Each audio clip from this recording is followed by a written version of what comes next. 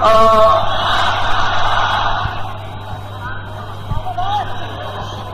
नारियों, बच्चे और बच्चियों, आज सारे हिंदुस्तान में विद्वान अविद्वान सारे विद्वानों ने क्रांति खुशियां मना रहे हैं कि ये धर्म की स्थापना का सुल्तान था, जो समय पर भगवान राम के द्वारा उस परिवर्तन काल में किया गया। आज सभी लोग ये मना रहे कि अच्छा हुआ राक्षसों का विनाश हो गया, अब धर्म की स्थापना और सज्जनों की रक्षा होगी। किसी को कितनी भी तकलीफ, कितनी भी पीड़ा, कितना भी कष्ट हो, डॉक्टर दवा देते समय ये कहते तुम अच्छे हो जाओगे, तो मरीज को बहुत खुशी होती है। उस खुशी में उसका दर्द हल्का हो जाता है। चाहे डॉक्टर की दवा से वो दर्द दूर न हो, लेकिन उसे आशा हो जाती है कि दवा से दर्द दूर हो जाएगा और मैं अच्छा हो जाऊंगा। इसी प्रकार से समय काल परिवर्तन के समय जो हमको पीड़ा हो रही, उसकी एकमात्र दवा महापुरुषों के पास होती है और उससे ये धीरज बढ़ाया जाता है कि वो वक्त और समय आएगा जबकि तुमको बीमारी की दवा मिलेगी और तुम अच्छे हो जाओ। इस आशा में लोगों के चेहरों पर तकलीफ होते हुए मुस्कुराहट जाती है और आशा बन जाती है कि मैं भविष्य में हर प्रकार से अच्छा हो जाऊंगा। यह बात सच है कि महापुरुषों का संकल्प कभी मिथ्या नहीं होता और उनके संकल्प का निशाना कभी चूकता नहीं। और संकल्प का जो निशाना बना लेते हैं वो साक्षात सदैव ही हमेशा खरा और सत्य उतरता रहा और भविष्य में भी ऐसा ही होगा। हम लोगों को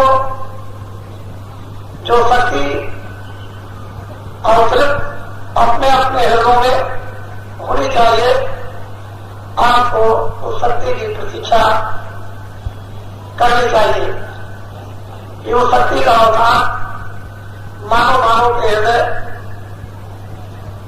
उस महल में हो जाए और वो महल रोशन प्रकाशमान हो जाए। ये हम लोग उन महापुरुषों की थोड़ी सी होशियारी के साथ और उनके शब्दों को ध्यान से सुने तो इसमें कोई चीजें असंभव नहीं, सभी चीजें संभव है और होती चली आई। मैं तुम्हें उस राम के इतिहास का थोड़ा सा एक संकेत देता हूं कि जब वो रामेश्वर और लंका में जाने का पुल बनाया जा रहा था तो वहां कोई मजदूरों का काम नहीं था और कोई वीर भक्तों का काम था जिन्होंने समुद्र को पार दिया और पुल बना करके उतर गए।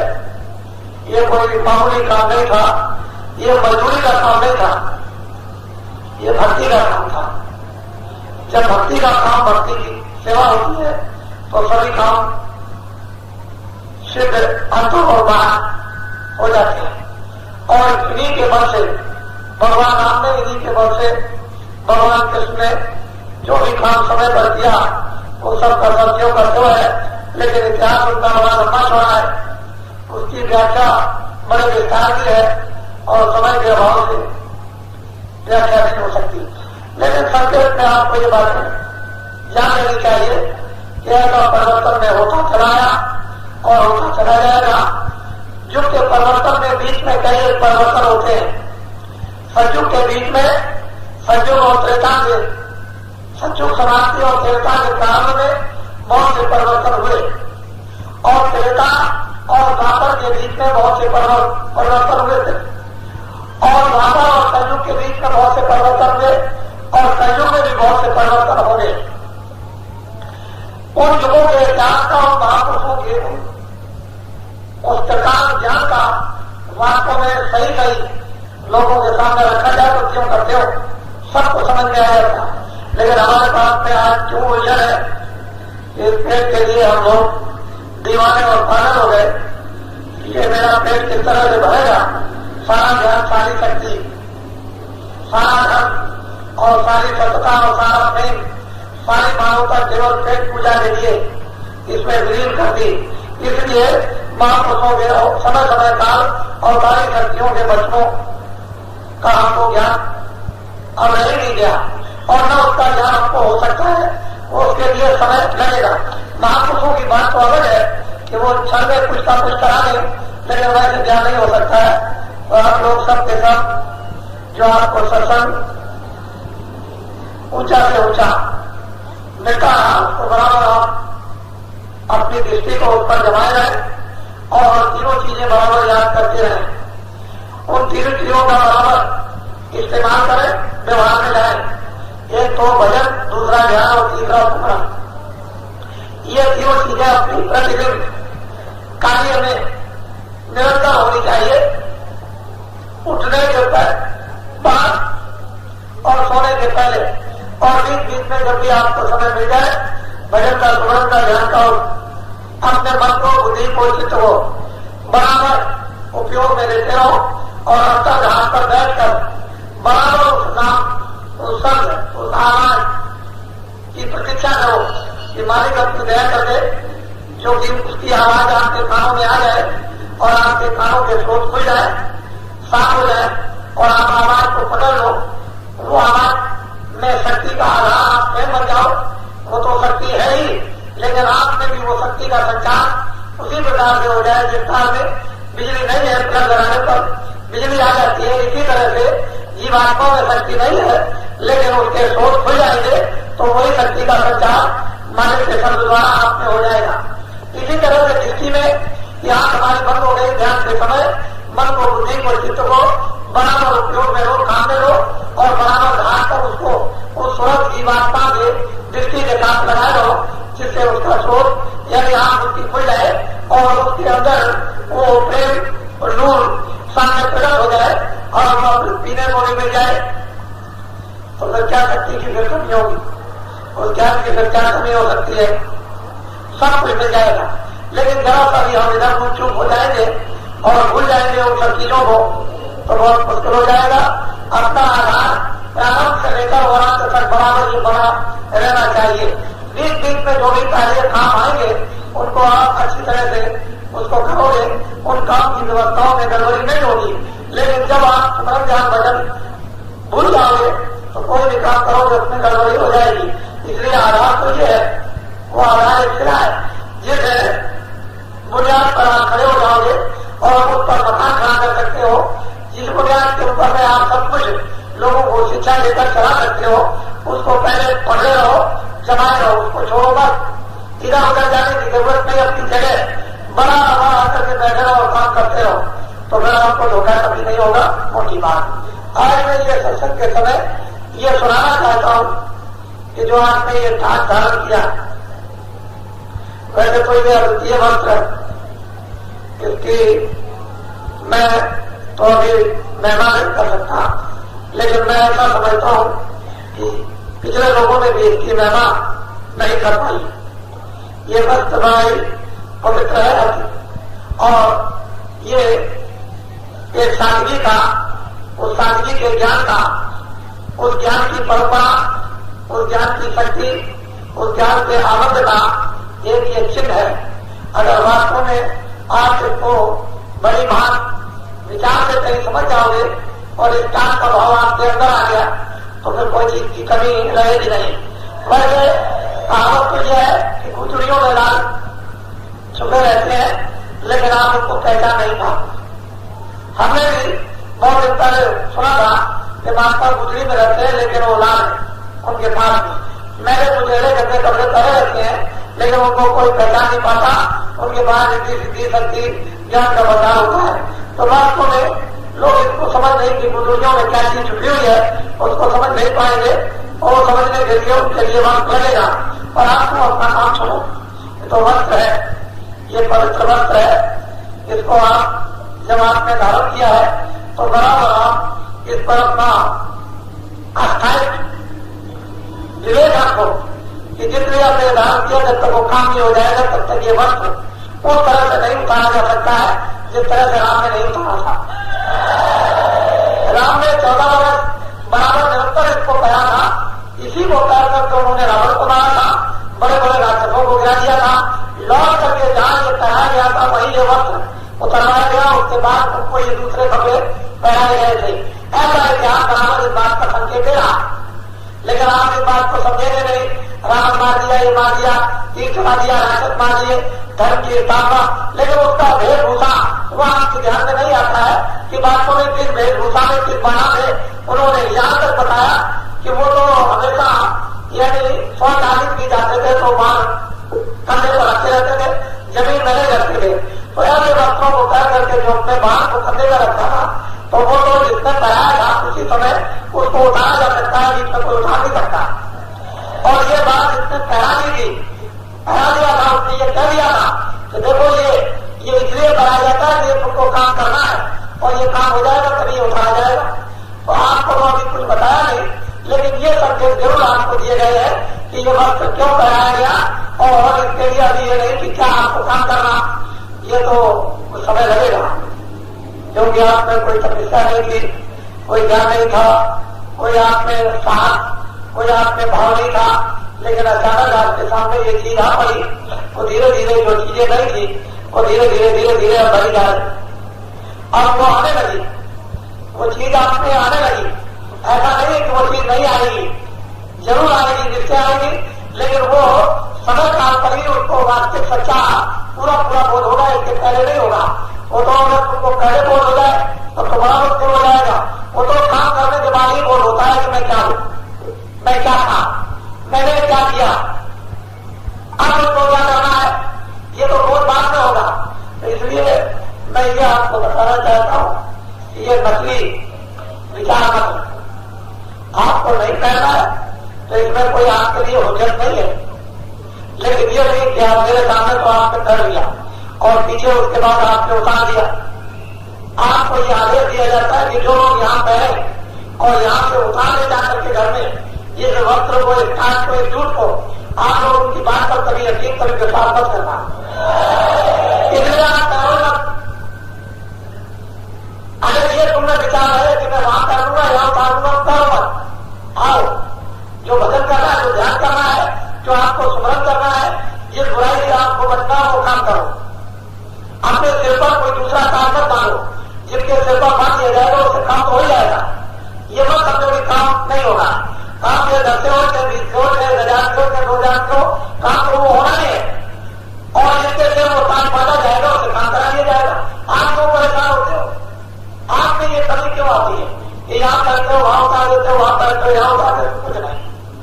जो अंदर रहा था, अंदर कोई करवा नहीं कर रहा है, आपको कोई काम कर रहा, जो करो उसका भी करो और मत करो, फिर करो मत और चीजें, और अगर नहीं करो तो चीजें करो, कुछ होगा क्या, देखो क्या हो सकता है।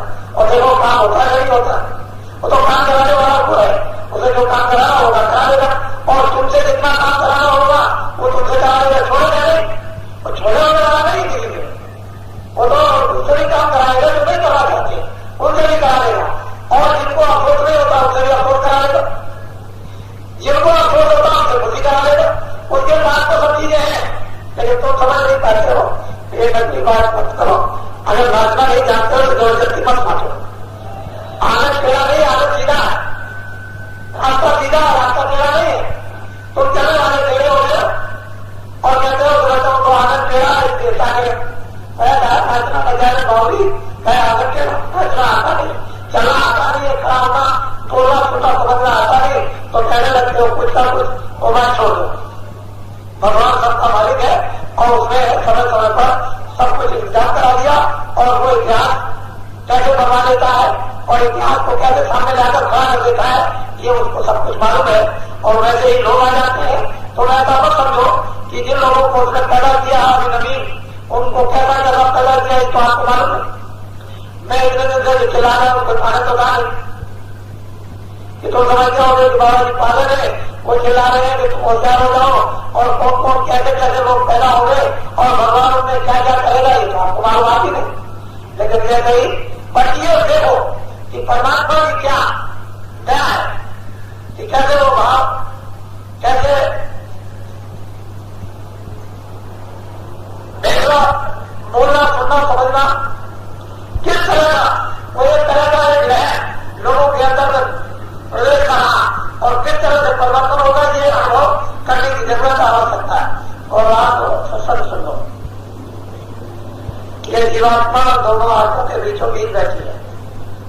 बड़े ध्यान से सुनना, ये दोनों आंखों के बीचों बीच जीवात्मा बैठी है, जिसको सूरत कहते हैं या जिसको जीव कहते हैं या जिसको लोग आत्मा कहते हैं या जिसको रूह कहते हैं या जिसको सोल कहते हैं, ये दोनों आंखों के बीचों बीच अंदर में बैठी है। उसमें आंख भी है, उसमें कान भी है, सुनने वाले उसमें कान है और देखने वाले उसमें आंख है। और शरीर में अलग से चर्म आंखें दो है, कान भी सुनने वाले दो अलग है और आंख भी है जो कि अलग है और सुनने वाली नाश्ता भी अलग है, लेकिन उसके अंदर अलग। इसलिए उसमें एक कान है और एक आंख, शरीर में दो कान है और दो आंखें हैं, तो आप तीन आंखें और तीन कान हो गए। इसी तरह से जीवात्मा में एक नाक है और शरीर में दो नाकें, तो तीन नाक हो गई, तीन कान हो गए और तीन आंखें हो गई।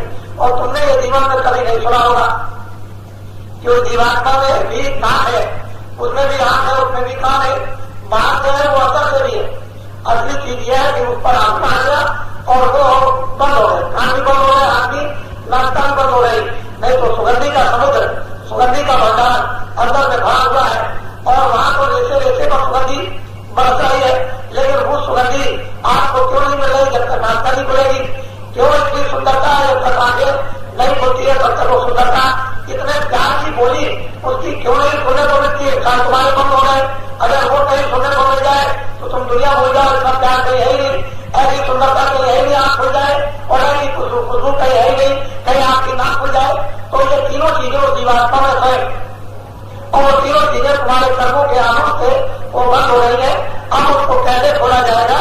वही जो दवा मिलती है तुमको, वो सुमरन की, ध्यान की मदद की, और धीरे धीरे धीरे धीरे उसके ऊपर जो मैल चला हुआ है, जो गंदगी है, उसको धीरे धीरे धीरे धीरे उसका मुआ लगाकर जो सख्त यानी लोहे से भी लोहा, पत्थरों का भी पत्थर और चट्टानों की भी चट्टानें, लेकिन वो भी गर्मी पाने से पिघल जाती, लोहा भी पिघल जाता है तो सीता भी पिघल जाएगा, तो पत्थर भी पिघल जाता, वो भी पानी बन जाता है। इसी तरह से कर्मों की जो चट्टान है और उसकी एक खिला लोहे की बन गई, लेकिन धीरे धीरे धीरे धीरे उसको बोया दिया जाए तो ज्ञान रूपी अग्नि तो बड़ी प्रचंड होती है, वो तो सब जगह से खत्म कर देती है। जब वो ज्ञान रूपी प्रचंड अग्नि का जब भाग कितने से खिंच जाता है तो ये पत्थर और लोहे जो है ऐसे हो जाते हैं जैसे रात, ऐसे पकड़िए तो रात भी और चीज तो हाथ में आ जाएंगे, लेकिन इसकी रात भी इस तरह से हाथ का आवाज भी नहीं हो सकता। जब उसकी चेतनता आ जाती है तो लोहा या पत्थर या कोई भी चीज हो बिल्कुल एकदम न मालूम कितने करोड़ों गुना ज्यादा यानी रात से भी मुलायम, इतनी कोई चीज मुलायम नहीं होती जितनी वो चीज मुलायम हो जाती है।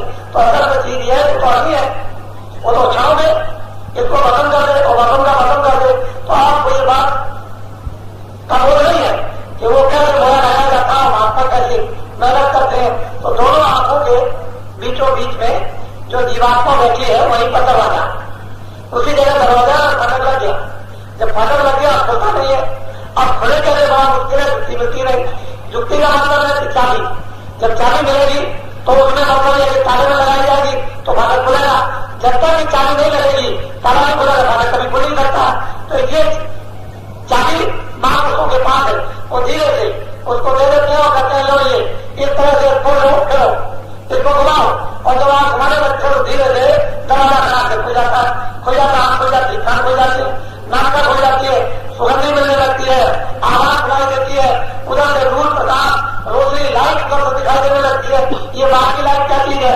तो यही से बड़े बड़े लोगों का रास्ता और यही आंखों के सामने से शुरू हो जाता, दरवाजा खुला नहीं कि लोग शुरू हो गए, क्योंकि वो तो दुनिया दिव्य है, वो तो रोशन भी है, वो तो प्रकाशमान सृष्टि है, वो कोई अंधेरे का नहीं कि भाई चलो 12 घंटे के लिए सूरज उठ गया और फिर उसके बाद में 12 घंटे के बाद में रोशनी आ जाएगी। उधर तो सूरज उठता है और अगर मतलब ये उधर निकलता है तो रोशनी रोशनी प्रकाश नहीं करता, उसके लिए उसमें शक्ति का संचार, वो तो शक्ति बढ़ रही है, उधर ज्ञान बढ़ रहा, उधर अमृत बढ़ रहा है, उधर आनंद बढ़ रहा, उधर तो सब कुछ है, उसमें सब कुछ मिल जाएगा, तभी तो लोग जो है मस्त हो जाते हैं, इस दुनिया को भूल जाते हैं क्षणों में। राजा वहां को छोड़ करके क्या लेता जरा कुछ नहीं, ये सब चीजें कहते खा भी नहीं है, असल है गृहस्थ आश्रम, बड़ा आश्रम था, महात्मा इसी में रखना चाहते थे कि गृहस्थ आश्रम में रहो और इसी में उस चीज को अपने कर्म करके प्राप्त करो, क्योंकि कर्म का भार दूसरे का तुम्हारे ऊपर में लेन देन का नहीं करेगा। अगर कहीं तुमने कर्म न किया और दूसरे कर्मों का भार तुम्हारे ऊपर लेन देन का, तो उसका भी मुद्रा तुमको चुकाना पड़ेगा। इसलिए तुम स्वयं कर्म करो उसकी रक्षा के लिए, शरीर रक्षा के लिए, और फिर उसके बाद में ये भजन करो, ये ध्यान करो, ये स्मरण करो, धीरज रहो, चाबी को लगाकर सारा खोलो, दरवाजा खुल जाए, अपने घर की तरफ प्रस्थान कर चलो। उधर देखो कितना कितना बड़े बड़े दिव्य दिव्य लोग हैं और वो अलग अलग विभाजन है उसका, वो मान लिया ये तो स्थूल सृष्टि है, इसके बाद में ये लिंग सृष्टि है, इसके बाद में ये सूचन सृष्टि है, इसके बाद में कारण सृष्टि है, इसके बाद ये परे की सृष्टि है। तो असल में सब भागों में उसको बांध दिया।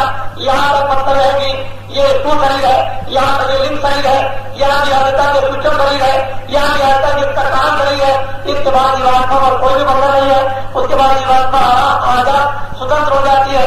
ऐसा सुलभ और सुलभ रास्ता विष्णु की मंदिर में अनादिकाल से जब से तुम्हारे से तभी से था, और जब कोई कर्मों का बंधन नहीं था, न कर्मों का नियम बना था, तब सब उत्तरदारी योगी और विज्ञानी सब के सब थे, सब के साथ थे, सबको बोध था, आंख का बोध था, कान का बोध था, सब सुनते थे हाथ से अंतर और सब हाथ से अंतर देखते थे और सभी दरियों का दर्शन निरंतर होता था और हर प्रकार की सुगंधी वो यहाँ की भी लेते थे, वो वैकुंठ की भी लेते थे और वो सूचन सृष्टि की, कारण सृष्टि की, उसके परे की सुगंधी भी लेते थे। इस तरह से जीवात्माएं अगर अमर मानव की मंदिर में रह करके होती थी, लेकिन जब कर्मों के बंधन में पाप और पुण्य में बांध दी गई, बस यही आपकी जदीद पड़ गई और उसने हर तरह से आपको फिर फंसा लिया। फंसाने के बाद अब उसने निकलने का रास्ता बंद कर दिया।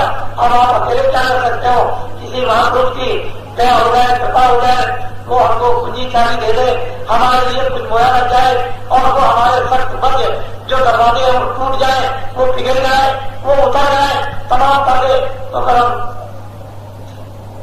निर्भर हो सकते हैं और हमारी जीवात्मा का भार बोझा उतर सकता है। हम अपने होश में आ सकते हैं, फिर हमको वो ज्ञान मिल जाएगा, हमको शक्ति मिल जाएगी, बंधन से हम निर्बंधन हो जाएंगे। बात ये थी, लेकिन आप पुरानी चीजों में फंसे रह गए। इसलिए महात्मा ने कहा जो कहते हैं उसको करो, जो वो करते हैं उसको कभी मत करो। तुम करोगे फंस जाओ, वो जो कहेंगे उसको करोगे तो तुम निकल जाओ, क्योंकि उनके कराने में तुम फंस नहीं सकते हो और तुम अपनी इच्छा से करोगे फंस जाओ। तो जो कहते हैं महापुरुष उसको करना चाहिए, जो महापुरुष करते हो उसको कभी नहीं करना चाहिए। क्यों? वो तो आप कर ही नहीं सकते हो, बहुत मुश्किल है। तो हम लोग ये समझ नहीं सकते, उनकी नजर को कभी करना नहीं चाहिए। जो आदेश होता रहता है हमारे सामर्थ्य के मुताबिक अनुसार उसी काम को हमको करते रहना चाहिए। जो सामर्थ्य करे उस काम को कभी भी करने की इच्छा नहीं रखनी चाहिए, नहीं गिर जाओगे उसी में तुमको धोखा हो जाएगा। महापुरुष तो बराबर तुमको उठाते रहते हैं, अगर बगल में दाएं बाएं आगे पीछे चलते रहते हैं, तुम्हारी सलाह करते रहते हैं और समय काल पर तुमको पर्चे देते रहते हैं, लेकिन तुम इतने क्रोधित हो जाते हो, स्वाभिमान तुमको इतना घमंड जरूर आ जाता है कि महापुरुषों की पर्चे को जहां तुमको मिलती उसको हो जाए, वो तो पर्चे देते रहते हैं। कोई ऐसा नहीं जिसको पर्चे न मिलता हो, लेकिन वो उसको भूल जाता है। बुद्धि का विवेक जब नष्ट हो जाता है तो पर्चे भूल जाएगा और बुद्धि में विवेक आएगा तो निरंतर उसको पर्चा होता रहता है। उसकी समान हर समय सोते उठते बैठते जाते बराबर होती रहती है। नामदान का उसका मतलब ही यही है कि जब नामदान दिया तो उसकी समान होती है, बराबर आगे पीछे होती रहती है। लेकिन गलती कर जाओगे तो उसका अच्छा लग जाए, धोखा उठा जाओगे फिर वो परेशानी होती है, फिर जब याद करोगे तो फिर समान होती, फिर वही बात होती है। इसलिए पहले से याद रखो, वो मेरा परख करते रहो, वो इंतजारी करते रहो, वो कब हमको पहचान देते हमारे समाज की, उसे याद करते रहोगे कभी नहीं करोगे, जब तो भूल जाते हो कैसे बात हुई कि हमको परिचय मिली थी, हमको अनुभव हुआ था, लेकिन क्या करें हम सोच नहीं सकते। और फिर लोग कहते हैं बाबा जी आए उन्होंने जगह दिया, और फिर कहते हैं दरवाजे में खड़े हो गए उन्होंने कुछ कह दिया, और फिर लोग कहते हैं महाराज में हमको ये कह दिया। इस तरह की ये बात कहीं झूठी नहीं है, लेकिन हम उसको लोग नहीं प्रकट कर पाते, उनको व्यक्त करना नहीं आता है, कहना नहीं आता है, और उस भाव तक पहुंचना नहीं आता। तो ये सब चीजें बड़ी रहस्यमयी है, लेकिन आगे पीछे ऊपर नीचे दाएं बाएं बराबर तुम्हारे अंग रखे, पीछा नहीं छोड़ते। तुम ऐसा समझो कि पीछा छोड़ देंगे। अरे कभी तुमने देखा है कि गाय का बच्चा रहता है गाय पीछे पीछे भागती, बच्चा नहीं रह जाए तो गाय तड़पती है, बच्चा चला जाएगा तो मां उसके पीछे पीछे चली जाती। पहले ये देखो कम से कम समझो तो उसके लिए, लेकिन वो कब तक होगा जब तक बच्चा अबोध है, तब तक ये कुदरत का नियम है कि मां बच्चे के पीछे पीछे चलेगी। जब बच्चा में बोध हो जाएगा तो फिर उसके पीछे नहीं जाती। इसीलिए जब तक तुम अबोध रहोगे तब तक महापुरुष आगे पीछे तुम्हारे सवाल करते रहेंगे, और जब तुम लायक हो जाओगे खड़ा हो जाएंगे। तो ये बात अब तुमको सोचनी और समझनी पड़ेगी। हमेशा तुमको मतलब बच्चे की तरह अबोध नहीं रहना। इतना बुलाया समझाया मेहनत की तुम्हारे लिए आगे और पीछे, और तुम अभी तक अबोध बने रहे और उसको बड़ा और निगम न लगे तो फिर क्या रत्न का बात तुमने सुना गया, उसको समझा गया, हृदय में क्या बैठा है। ये सब चीजें वास्तव में हमारी पकड़ की थी और हम उसको बोलते रहते हैं तरह तरह की बात। इसलिए गरुड़ भगवान जो घमंड है वो बुद्धि को नष्ट करता है, शरीर को व्याकुल कर देता है, फिर न मन लगेगा न चित्त लगेगा, और फिर वो सत्ता को समझ भी नहीं चाहो पाओगे। इसलिए गरुड़ और घमंड जो बनाती है उससे बराबर बचते रहो। बुद्धि का विवेक जागता रहेगा, अस्थायी तुम अपनी जगह पर निशाना बनाए रहोगे और कभी भी अपने मार्ग से विचलित नहीं हो सकते हो। मोटी सीधी सारी बातें की है असली तुम्हारे साधन की प्रक्रिया प्रारंभ की ये है, और उसको तो पकड़े रहो तो चलते जाओगे, गिरोगे कभी नहीं। क्योंकि वास्तव में ये तो खाने की दाल है, जिसमें हो तो गिर पड़ो, निश्चय उतरो पार। अगर निश्चय हो जाए तो पार कर जाओगे, और जरा भी गिरे रहते तो गिर जाओ।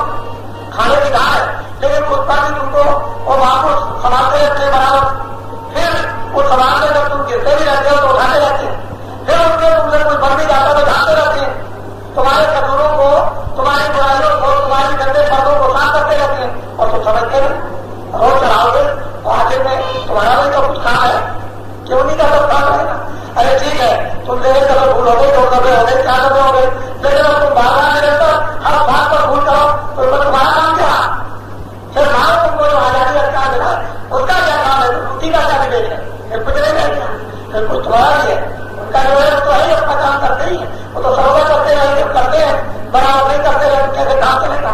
और तुम्हारा भी तो कुछ काम है, तुम भी अपना कुछ समझो कि मेरा भी कुछ काम, मुझे भी कुछ समझाया, मुझे भी कुछ बताया है, मेरा भी कुछ अधिकार रहता है, तुमको नहीं करना चाहिए। मोटी सीधी सादी बात है। तो ये होली का एक ऐसा त्योहार आता है कि हम लोग पहले समय में गंदी चीजें नहीं खेला करते थे। ये कूड़ा कचरा पहला ये नहीं फेंका करते थे, कूड़े कचरा पहला जो अंदर रखा हुआ इसको बाहर निकालते थे। ये कूड़ा कचरा बोरी का नहीं कि तुमने ये उठाया बोरी वाला और तुमने दूसरे के ऊपर मार दिया, ये नहीं, अंदर का कूड़ा कचरा फेंका जाता था। इसको बोरी में फेंक दो और फेंक करके सब लोग अपने अपने दिलों का हृदय का फेंक कर मन से बुद्धि से है बाहर निकाल करके गले मिलो, और ऐसे गले उस भाव से मिलो जो वास्तव में सत्य है। बनाओ भी नहीं कि शरीर से मिल लिया तो तुमने समझ लिया मैंने गले से मिल लिया, उस भाव से मिलो जो एक है, ये 2 नहीं होता, उससे मिलो। और वो भाव क्या उस प्यार के सब तुम अपनी जितनी भी गंदगी है उसको दूर कर दो, और गले से मिलो, नबी ले आओ, सब चीजों। और जब ले आओगे नबी तो घमंड नहीं होगा, जरूर गुमान नहीं होगा। फिर मतलब यह है कि क्रोध नहीं आएगा, जब क्रोध नहीं आएगा जरूर गुमान नहीं होगा। तुम छोटे रहोगे बराबर और दूसरों की सेवा करते रहोगे। जब सेवा करोगे लोगों से प्यार मिलेगा, लोगों से आदर मिल जाएगा, लोगों से इज्जत मिलेगी, लोगों से सम्मान मिलेगा, लोग तुम्हारी कीर्ति करेंगे। तो फिर खुशी नहीं होगी तो क्या होगा।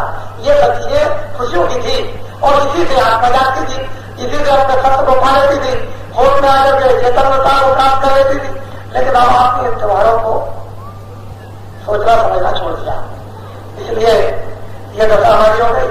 हमारे की गंदगी इकट्ठी करते हैं, अंदर की बात निकालते नहीं है और बस फेंक देते हैं, और फेंक करके वैसे के वैसे जानी दुश्मन एक दूसरों के विचारों के लगे रहते हैं। तो वाणी से भी, हाथ से भी, कानों से भी, हाथ पैर से, मन से और बुद्धि से भी बुरा भला बराबर निरंतर करते रहते हैं। लेकिन जो दृढ़ता हाथ में आनी चाहिए थी कि जो कूड़ा कचरा जमा करे भूल भाल में क्या ज्ञान में हो गया उसको बाहर निकाल दो, और अब आने नहीं दे रहा। और नवीन सृष्टि बनाते रहते हैं। हर साल में कोई न कोई त्योहार हर रोज बढ़ता ही रहता है। उस त्योहार का कुछ न कुछ अर्थ है, माने है ही। महात्माओं ने सबको समझा रखा है कि आप विसर्जन न कर सको, भूल न सको, अपनी चीज को हर रोज पढ़े रहो और उससे दिग्विजय न हो। ऐसे त्योहार उन्होंने हर रोज के कोई न कोई बनाकर आपके सामने नरनारी बच्चे बच्चियों के रख दिए, और वो हमको सबके सब समझना चाहिए। तो एक सृष्टि का मानव आनंद लोगों को मिल जाता और सब लोग समृद्ध होते, आत्मा भी समृद्ध हो जाती। जिस घर से आए थी उसी घर में पहुंच जाती, काम हमारा सबका हो जाता। लेकिन हम उसके लिए कितनी मेहनत, सुमरन, ध्यान, भजन के लिए, और फिर उस सत्यता के लिए, उस प्रेम के लिए, उस सेवा के लिए, उस आदर के लिए, उस ईमान के लिए कितनी मेहनत करनी पड़ती है, इसको महात्मा ही जानते हैं। अगर वो चीजें पहले से आपने उतरती रहती तो इतनी मेहनत की क्या जरूरत थी कि बाहरी चीजों की मेहनत करते, पर तो सारी कागज फौरन लगा देते जीवात्मा पर, और एकदम से निकल के ऊपर आ जाती और चल देती, खड़ी हो जाती उस रोशनी में, और सारी शक्ति को यहाँ उठार करके और लोगों के सामने खड़ा कर देती। ये तो इसे जवाब को करता, इससे न मालूम कैसा हो जाता ही जाता। इसीलिए कहते हैं कि मृत्यु मानव भूमि ये सबसे भी बड़ी, इसी में बैठ करके परमात्मा का दर्शन और इसी में बैठ कर उसकी व्याख्या, इसी में तमाम ग्रंथ और शास्त्र लिखे जाते हैं। इसलिए मानव शरीर सबसे बड़ा अनमोल है, और जिसकी कीमत है उनकी कीमत नहीं, वहां किताबें नहीं लिखी जा सकती। वो लोग अपने अपने लोग में रहेंगे, आनंद लेते रहेंगे, लेकिन वो किताबें नहीं लिख सकते, व्याख्या नहीं कर सकते जिस तरह से यहाँ। इसलिए बिल्कुल में मानव शरीर सबसे श्रेष्ठ और सबसे ऊंचा है, और इसी में बैठ कर सब लोगों ने आज और अंत तक का सब कुछ उन्होंने देखा और पाया और सब कुछ लिखा है, यही जो ले जाते हैं। ये स्थान बहुत मूल और अनमोल है, ये मृत लोग, और इसकी कीमत देखो शास्त्रों ने, संतों ने और रखनी कर दी, इसकी व्याख्या नहीं की जा सकती। इसलिए भूमि का भी कोई महत्व होता है, ऐसी बात नहीं है। तो बहुत लोग, मैं तो ये सोच रहा हूं कि 10 वर्ष से भी इस समय ज्यादा हो रहा है। अभी थोड़े दिनों में कार्यक्रम आपके इसके पहले बड़े बड़े हो चुके हैं, और धीरे धीरे आपके बहुत बड़े बड़े कार्यक्रम अभी गोपनीय अध्यात्म थोड़ा बड़ा रहस्यमयी 1 महीने का जो होगा उसमें तो जो लोग साथ थे वो, या जो लोग जिन स्थानों पर थे वो, वही इसका अनुभव कर रहे हैं। बाकी सुनने वाले तो थोड़ा बहुत तो अनुभव करते ही है, इस बात नहीं है। और उन स्थानों के काफी लोग आए हुए इस समय पर। ये कार्यक्रम बराबर निरंतर जगह जगह होते रहते हैं। आज ये थोड़ा मार्च है 1984 का ये दिन है, और ये मथुरा आगरा बाईपास है, ये तो आश्रम है। यहाँ पर आप उपस्थित हुए हो और आपको इसका लाभ सत्संग का मिलना ही चाहिए, और इसीलिए आपको बुलाया जाता है कि आप अपने उच्च कोट का लाभ इस स्थान पर आकर के प्राप्त करें। हम इसलिए नहीं बुलाते हैं, कोई दुनिया की बात नहीं हम करते हैं। हम तो वही अध्यात्म मेरे पास प्रसिद्ध आना, उन्हें राम पद अनुराधा संतम और दया निधाना परमानंद, ये रास्ता परम सुना। परमात्मा का रास्ता जो है वो तो महात्माओं के जो जगह जगह जगह जगह जगह जगह पर होते रहते हैं, कोई इसी अज्ञात प्राप्ति जागृति के लिए, लेकिन लक्ष्य उसका वही होता है कि जीवात्मा अपने घर में वापस लौट करके पहुंच जाए, क्योंकि ये घर आपका नहीं है। जन्म मरण एक है, कारखाना है, जन्म मरण का एक नियम है, और उन योनियों में जाने का एक विधान बना दिया। 484 लक्ष्मणिया अर्थात नर्स, और उसके लिए कर्मों की सब क्रिया बनाकर उन्होंने रख दी। इन कर्मों से ऐसे ऐसे तुम्हारा जन्म और मरण होता रहेगा। इसको महात्मा भरी प्रकार समझते हैं, और वो चाहते हैं कि अब बार मानव करने यदि तुम्हारा जन्म हो गया तो जीवात्मा का भी जन्म हो जाना चाहिए। जब जीवात्मा का जन्म हो जाएगा तो फिर जन्म मरण से रह जाएगा, फिर न जन्मने में आती न मरने में आती है। फिर उसको ये नहीं मिलता है जन्म मरण का फिर दोबारा उसको ये पीड़ा मिले। एक बार मानव शरीर में जब होना चाहिए जीवात्मा, जब जन्म हो जाएगा तो होश में आ जाएगी, रोशनी में आ जाएगी, प्रकाश में आएगी, ज्ञान में आएगी, शक्ति में आ जाएगी, जन्म उसकी पीड़ा खत्म हो जाएगी। और फिर यह है कि 84 वर्षों का जो चक्कर है वो भी खत्म हो जाएगा। एक बार को मानव धन का उच्च कोट का लाभ हो जाएगी, आपको उठा लेना चाहिए। लेकिन जो चारों तरफ से जब आपको विपत्तियां घेर लेती हैं और आप लेते हो, चिल्लाते हो और चिट्ठियां लिखते रहते हो तरह तरह की, और लिखता है बड़ी तकलीफ है, वो लिखता है महाराज क्या करें, खर्चा भी चलता है, तनख्वाह कब मिलती है, आपने मना कर रखा है किसी को सताना नहीं, किसी से कुछ लेना नहीं, जो कुछ मिले ईमानदारी से उसी में गुजारा करो। लेकिन अब लोग में इतनी महंगाई हो गई है, गुजारा नहीं होता। ऐसी चिट्ठियां आप लिखते हो, कुछ दया कर दीजिए, कुछ तरक्की कर दीजिए, कुछ कहते हो तनख्वाह बढ़ जाए, कुछ ये बढ़ जाए, विभिन्न चिट्ठियां आती रहती हैं।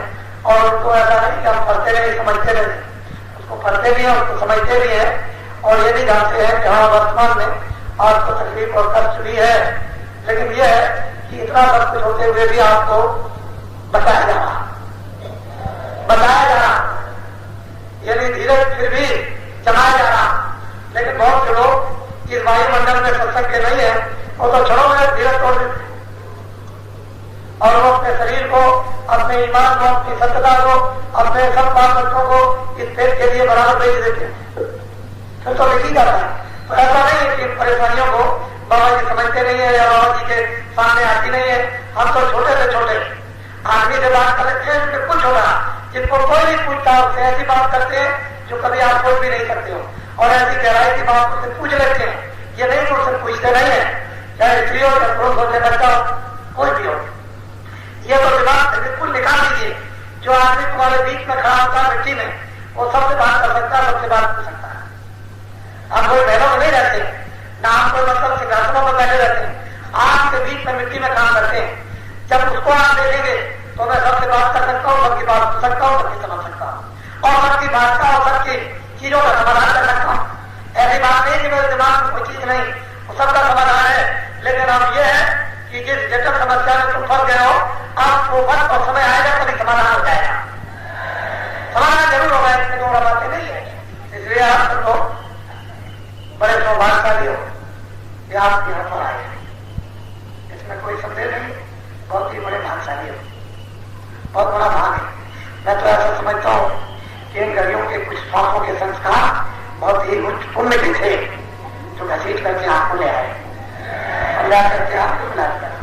वैसे बहुत से लोग ऐसे हैं जो तरफ रहे, ऐसे भी जो परिस्थिति में फंसे हुए, तरह तरह की भेद भेद की परिस्थिति में फंसे हुए। बहुत लोग ऐसे भी हैं, करोड़ों आदमी, जिनके पास आने का खर्चा नहीं, हम उनको भी जानते हैं। ऐसी बात नहीं है कि आज होली का जो अवसर यदि होने जा रहा उसको लोग याद नहीं करते हैं, लेकिन विवश मजबूरी में है तो उनके मन पखेरू तो यहाँ बैठे हुए, शरीर उनका वहां है, मन उनका यहाँ। पहले समझ लो, शरीर तो उनका वहां है, मन उनका यहाँ। उनके पास इतना साधन, इतना तृप्त और धन नहीं है कि वो बस से आ सके, वो ट्रेन से आ गए, लेकिन मन उनका यहाँ है। तो जितना मन यहाँ बैठा होता है, ये आपका शरीर वहां है, तो जहां मन जाए, क्या कहते हैं कि मन जाता है जाने से दृढ़ का शरीर उतरी पड़े कमान को करो न जाने दी। असल बात तो यह है कि मन जाता है तो जाने देते शरीर क्या करेगा, शरीर को वहां लेकर बैठ गया, मन ले दिया उस मजबूरी में। तो इसको भी हम समझते हैं। तो करोड़ों आदमी ऐसे हैं, करोड़ों सत्संगी ऐसे हैं, क्या नहीं आ सकते, हमको वहां जाना पड़ता है।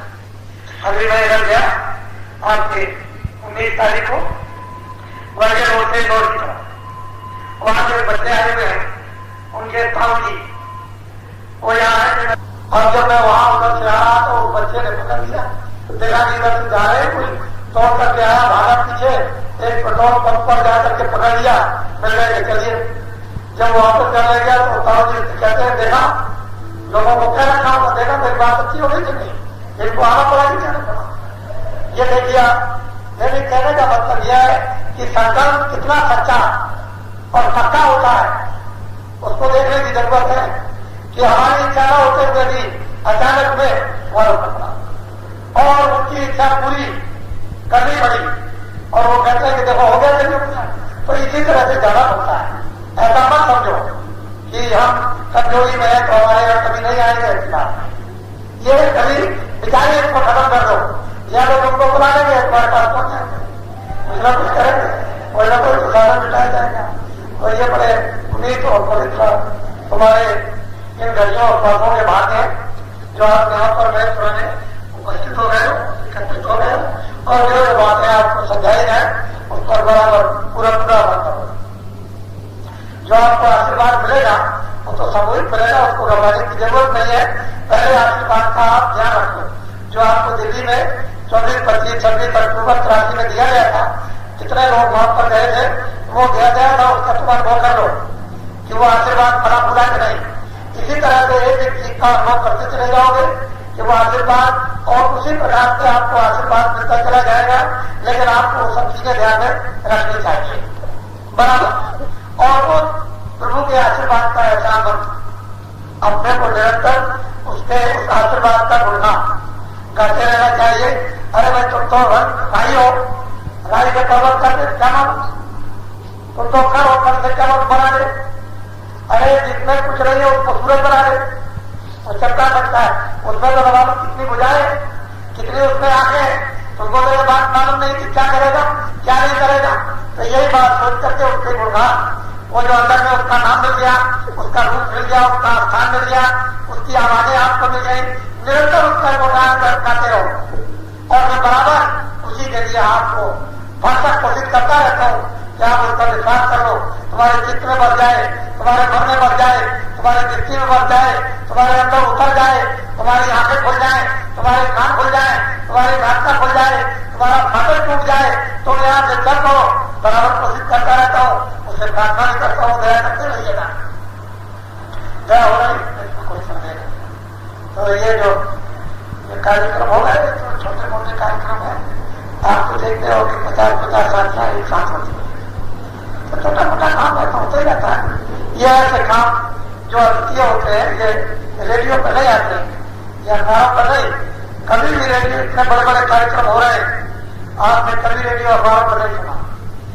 कभी भी स्वप्न में भी रात को सोते रहो तो ये विश्वास आप कभी मत करना कि मेरा कोई समाचार रेडियो अखबार पर आएगा।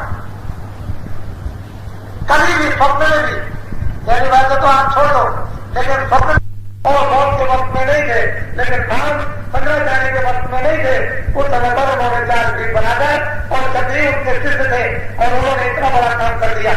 और अब तो कितने करोड़ हो गए, कोई 1-2 करोड़ नहीं हो। देखो पहले सुनो ध्यान से, जो न्याय पंचायत है उसमें आप 5 चोरियां बनाते, 5-5 आदमियों की 5 चोरियां तैयार कर लें। फिर उसके बाद ब्लॉक में 5-5 चोरियां बनाए, उसके बाद तहसील में 5-5 चोरियां बना लें, उसके बाद जिले में 5-5 चोरियां बना लें। ये आपकी टोलियां अलग है, ये उन टोलियों उनसे मतलब कुछ नहीं है, ये बिल्कुल अलग। इनकी रूप होगा टोलियों की बिल्कुल अलग। उनमें 5 टोलियों में 25 आदमी होंगे, 25 आदमी जिले के, 25 आदमी तहसील के, 25 आदमी ब्लॉक के, 25 आदमी न्याय पंचायत के। इस तरह से और अलग अलग बिल्कुल इनका आपकी बात, इसको अच्छी तरह से व्यवस्था से आपको पैसों पर मिल जाएगा और उसी अनुसार से आप एक नवीन ढंग से आप इस कार्य पद्धति को बिल्कुल काम रूप में ले आए, इसकी स्थापना कर दें। हमको इसकी जरूरत पड़ेगी, तुमको इसकी जरूरत पड़ेगी, तुमको भी बड़ी जरूरत पड़ेगी, मुझे भी बड़ी जरूरत पड़ेगी। इसलिए ये टोलियां बिल्कुल अलग आएगी, ये तिगड़ी नहीं आएगी, इसको ध्यान में रखेंगे। ये अलग टोलियां होगी और टोलियों की रूपरेखा मैं इन्हीं 2-3-4 दिनों में पूरी समझा देता हूँ। घबराने की जरूरत नहीं है। जो आपने 3 साल पहले यदि काम को पीछे कर दिया, उसी काम को 3 साल के लिए उसको समय को पूरा करना। 3 साल का छुट्टा हुआ कार्य आपको जल्दी से ही यदि उसको कवर कर देना कितने महीनों में, वो मैं आपको सब बता दूंगा। ध्यान रखिएगा। पीछे जो मैंने बात कही थी कि आप जल्दी से जल्दी आप कोई बना लो, लेकिन आपने उस पर ध्यान दिया, वो काम बराबर उस समय को यदि पूरा कर लेना है। ध्यान रखिए, उसको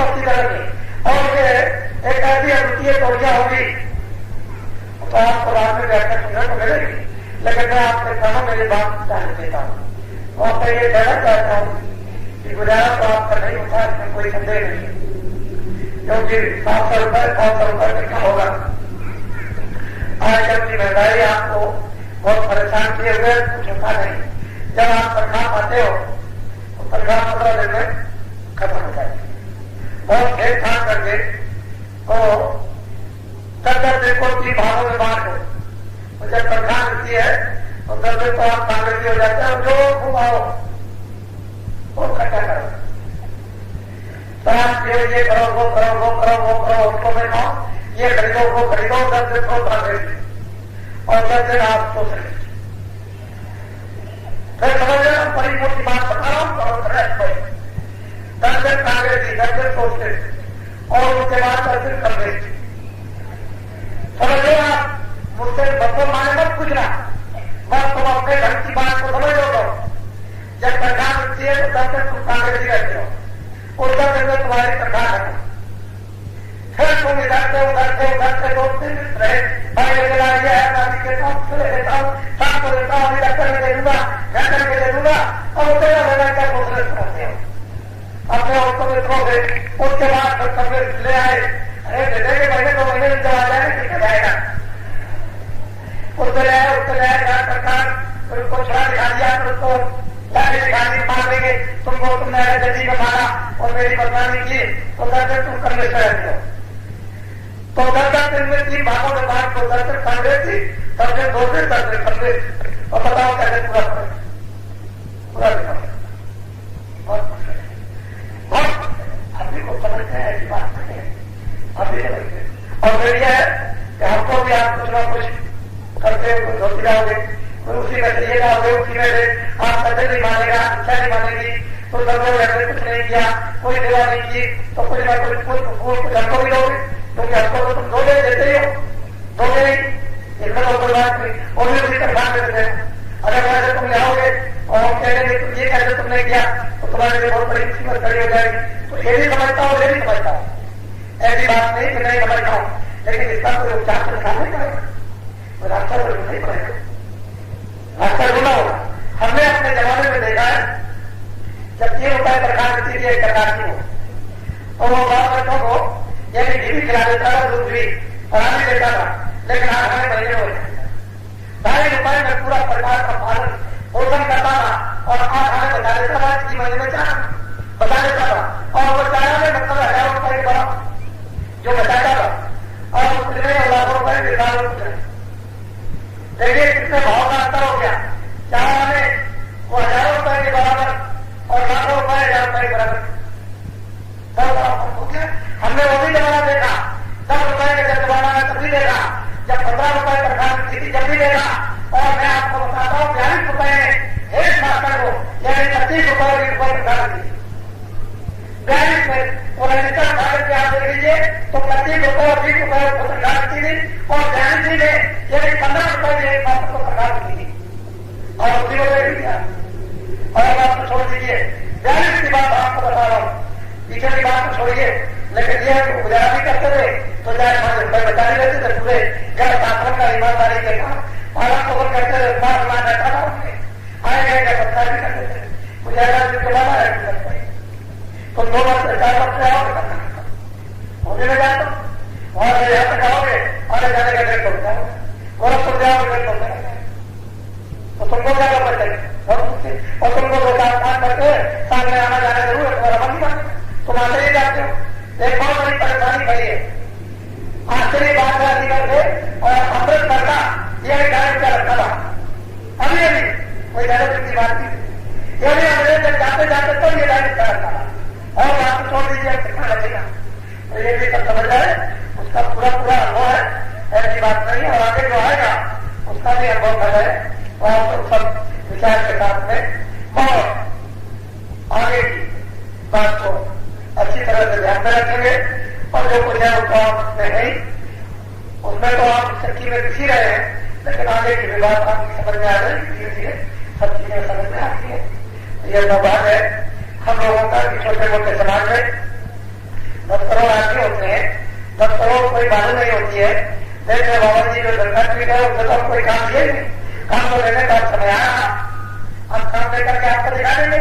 कला के तो यही कहते रहे कि हमने कोई काम नहीं लिया और अब काम चलाएगा तो दिखा देंगे काम लेकर कि करता हो आदमी क्या काम करते हैं, वो तब देने को आपको मिलेगा। लेकिन हमने कोई काम अभी तक नहीं लिया। कोई आदमी सोचता हो बाबा जी ने कोई काम लिया, कुछ नहीं, हमने काम लेने का कोई प्लान नहीं किया था। लेकिन हाँ मेरा पिता बन जाएगा काम लेने का, लेकिन जब करो आदमी कैसे काम नहीं करते तो काम दिखाएंगे। और कामदारी तो नाम है, और कामदारी तो आराम है, और काम की तो कीर्ति है, और काम नहीं कुछ है, वो काम के सामने आएगा। तो आप सुबह जरा जल्दी उठिएगा, क्योंकि कल आप सभी लोग यहाँ पर नृत्य होगी, बड़ी लठमान होगी, होती है, बड़े बड़े लाठी लेते हैं और मारते और सचमुच मारते हैं। ये नहीं है कि मतलब वो ढाली कर लेते हो, वो सचमुच भी डर कर मार लेते हैं, तो कितनों के ये बदल छूट जाते हैं। यहाँ और सारे में और जगह होली मनाई जाती है, वहां लोग देखते हैं और वहां शहर में देखोगे कितना कूड़ा कचरा सब फेंकते हैं, मतलब ये उस तरह का नहीं। लेकिन आज जिस तरह से होली लोग खेलते हैं, हम लोग प्रेमी आसन में सब लोग मिलजुल करके प्रेम से खेलेंगे और एक दूसरे में बधाएंगे। कल होगा थोड़ा सा जल्दी उठिएगा और गले की इतनी जल्दी काम मत कीजिएगा, और वो जब कहा जाएगा तब आप शुरू कीजिए, उसका आनंद लीजिए। अभी तक तो आपने ऐसा किया कि जब जब आपकी तबियत आई तभी आपने कर दिया, तो वो आनंद नहीं मिलता था। और तो जब बहुत सुन लीजिए, सुनने के बाद फिर उसके लिए तैयार होंगे, और तैयार होने के बाद फिर उसका आनंद लीजिए, तब तो वो ठीक रहता है। नहीं तो बड़ा मुश्किल आप सोचेंगे। और इधर में थोड़ा सा जो नए लोग आए थे वो थोड़ा आराम भी करते थे, कर जाएगी। और भाई आपकी थकावट तो नहीं गई, थकावट तो आपको है ही, क्योंकि अगर थकावट आपको होती तो आप आते हैं। थकावट तो आप उठा करके आए, आपको मतलब ये है कि बिना थकावट के हो तो कोई ऐसी बात नहीं किसी तरह की। तो कई लोगों को भी अवसर जो बेचारे आए हुए दूर से इसको देखने के लिए कि चलो वही तरह के बाबा जी की मंदिर है, चलो देखेंगे। तो अगर हमने कोई समाज नई बनाई नहीं और पुरानी बड़ी आई नहीं, ठीक है, उसी को आप समझ लो, उसी को आप समझ लीजिए। जो पुरानी है उसी को ठीक कर लीजिए, नई कोई बनाने की जरूरत क्यों पड़े। जो जो व्यवस्थाएं भाजपा की है उसी को ठीक कर लीजिए, अपनी जगह पर आ जाइए, बात खत्म हो जाए, विचार का खत्म हो जाए बोलने की, और उसका आनंद लेने लगिए। हम कोई भी व्यवस्था ऋषि मुनियों की किसी भी समाज की तोड़ते हैं ना, हम कोई नहीं बनाते। जो पहले की है उसी को हम सुलझा देते हैं, और हम चाहते हैं उसी को याद कर लो, उसी का आनंद लेने लगो, तो बात सब अपनी जगह पर आ जाए, सब धर्म की संस्कृत दूर हो जाए। और ये लोग सब परेशान ये सब देखते हैं तो सब गला लगाते हैं कि बिल्कुल ठीक बात है, ये बिल्कुल ठीक ठाक होगा, और ऐसा ही काम सारे संसार होना चाहिए। ये अक्सर के अभाव को समझते हैं, लेकिन अब कहने में मजबूरी में बात समझ में जब आ जाएगी, पास में आओगे तो सब ठीक हो जाएगा। पास में नहीं आते तो सब कोई में फंसे रहते हैं। इतनी तंगी है, यदि समाजों के इतने यदि संकीर्ण उनके इतने विचार बन गए कि वो आलोचना करते हैं, उनको बिल्कुल आलोचना निर्जर कर देते हैं, उनकी व्यक्ति का निर्णय आलोचना क्या है, तो बड़ा भाई करता है, इतने आलोचना किसी की काम करती नहीं, उनकी आलोचना आवाज नहीं करती है, क्या करें, कुछ नहीं कर सकते। इतना बड़ा दायरा बना लीजिए कि किसी की आलोचना तुम्हारे ऊपर कोई असर करें, वो एक आलोचना करेगा, तुम सब उसके हजार समर्थन करो, बात करो, सत्ता का समर्थन भी तो कोई समर्थन है। आलोचना झूठी आलोचना और समर्थन सत्ता समर्थन, उसका समर्थन करोगे तो वह पर यह सबको आराम मिल जाएगा। झूठी आलोचना करोगे तो सब ठीक होगी। और ऐसा हमारे में क्यों क्यों ऐसा आप संयोग पत्रों पर आते रखा है, काम हो जाएगा आपका। अच्छा तो आप लोग सबके सब बोलो जय गुरुदेव। देखो 18 तारीख को सोए इस सड़क पर जो पैदल 24 मील जो ऊपर यात्रा करेंगे बर्फ के लिए, वो गणेश चक्कर बढ़ाने में जाएगा नहीं। जब वो जाने का प्रस्ताव होगा तो उन सबको जाने वालों को चक्कर लगेगा, लेकिन जो यात्रा में नहीं जाएंगे उनको जाएंगे, उनको नहीं लगेगा, उनको चक्कर लगाने की जरूरत नहीं है।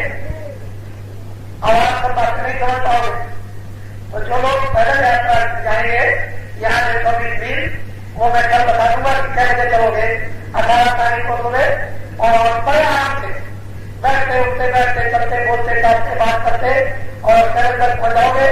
ये मैं आपको सब बता दूंगा और कल बताऊंगा। तो मैंने चंदन बनाए जो कोई जाएगा नहीं, जो भी जाना चाहेंगे तो जाओ, तो उधर जाओ, हजार जाओ, कितने भी जाओ, चंदन लगेगा तब जाएंगे, टीका लगेगा तब वो यहाँ से प्रस्थान करेंगे। अब वो टीके का मतलब आने के बाद में आपको समझ आएगा। अभी अभी कुछ विचार मत करो। और बाकी जो वैसे गाड़ी से या गाड़ियों से जो जाना चाहते हैं या गाड़ियों से या मोटरों से वो मिल जाएंगे, लेकिन पैदल पड़ जाएगा जिनकी गाड़ियों की होगी वो भारत को तक जाएंगे वहां, और वहां उनका एक सम्मेलन हो रहा है। और 19 को सम्मेलन है, वैसे मैं तो सम्मेलन में वहां रहूंगा क्योंकि मैं नहीं रहूंगा तो उनका आशीर्वाद कर लेगा, उनका आशीर्वाद देगा नहीं तो वहां उनका आशीर्वाद उनको मिलेगा नहीं। इसलिए सब लोग अपने अभी के रिटायरमेंट में अभी आएगा तो कल सब तरफ कर लेंगे, कौन जाएगा कौन नहीं जाएगा, और जिनके साथ कोई बात बच्चे आए और वैसी अपनी अपनी व्यवस्था कर लेंगे। मोटी बात बोलो जय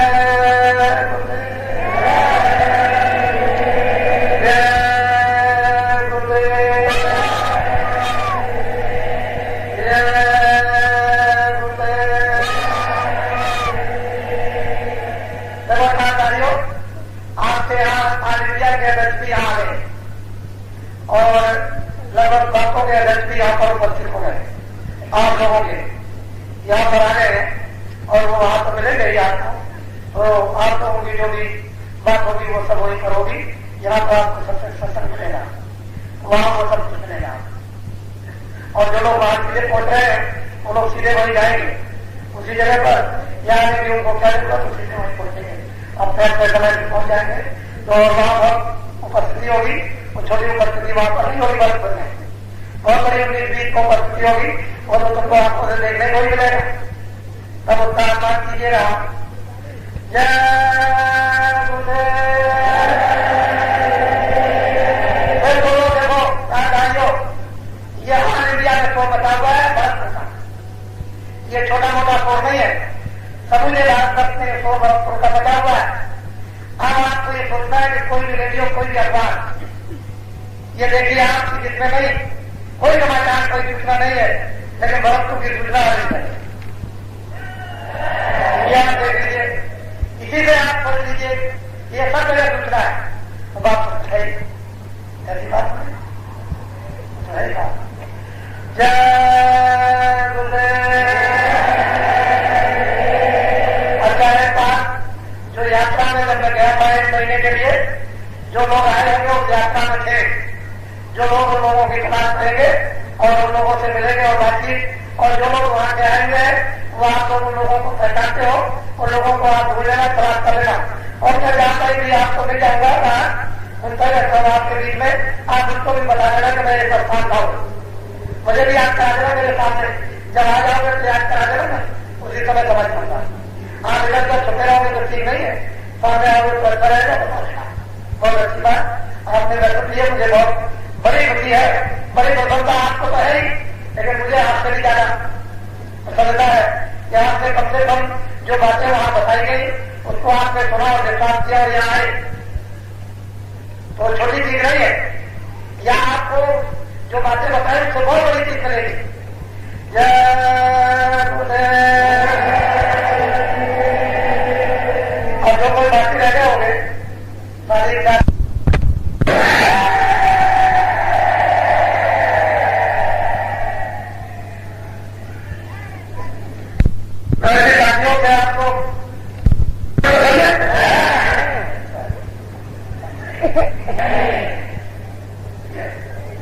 हमारे किसी को लड़की है, अपनी लड़की को कुछ भी दे सकता है, उसका अपनी लड़की के लिए तो कोई भी बात नहीं सकता, उसको कौन हो सकता है, उसके पास पानी हो, उसके पास हजारों अपनी इच्छा से कुछ भी कर सकता है, लेकिन कोई जबरदस्त बात नहीं, एक सीधी चीज है।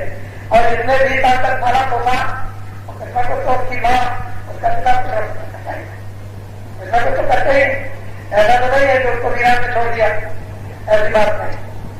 जो उनके इच्छा शक्ति उनके हृदय में जो रहता है, जो परिवार में अपने घर में होगा वो बोलो जय गुरुदेव।